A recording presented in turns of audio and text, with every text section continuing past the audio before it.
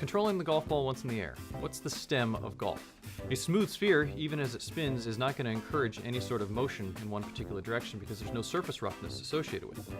Versus a rough sphere, as it moves and spins in the air that flows over one direction that's moving with the air versus the air that's going in the opposite direction during that spin is going to encourage a movement to the right or to the left.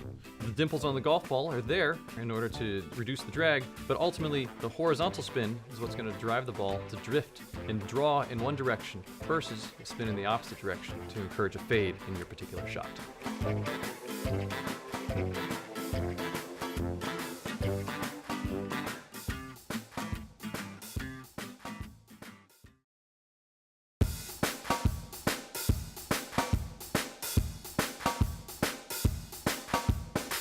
Stem of golf. A golfer ultimately gets to choose multiple inputs, including how hard they're going to swing, creating the velocity of the club face, but also the direction that club face uses to strike the ball.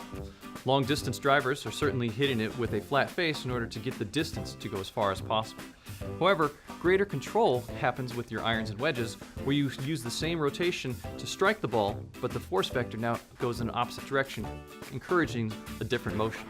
That arc and that control means that you get to choose your position by how hard you're going to strike the ball, using something that wants us to go far, versus irons where you simply control the direction and having greater control on your position.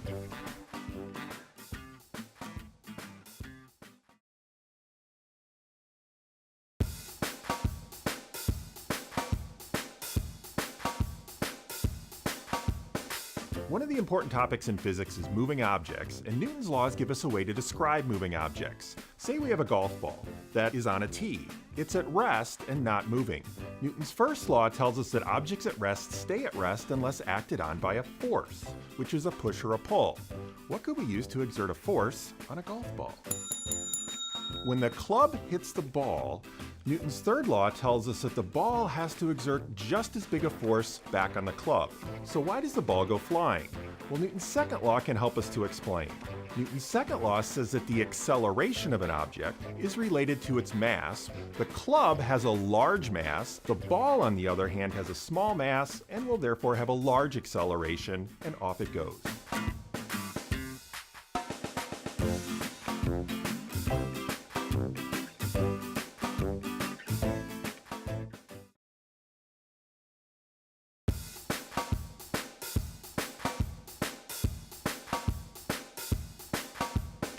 As it travels on a green after being hit by a putter, friction tries to slow down a golf ball. The length of the grass on the green changes the size of the frictional force on the ball. As the grass gets longer, more of it stays in contact with the ball, resulting in more friction and a slower green. The smoother the surface on which the ball travels, the faster the green.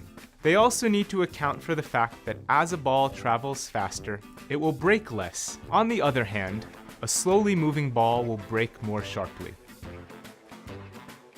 Golfers need to know whether a green is fast or slow in order to know how much force to apply to the ball to get it to travel a certain distance to the cup.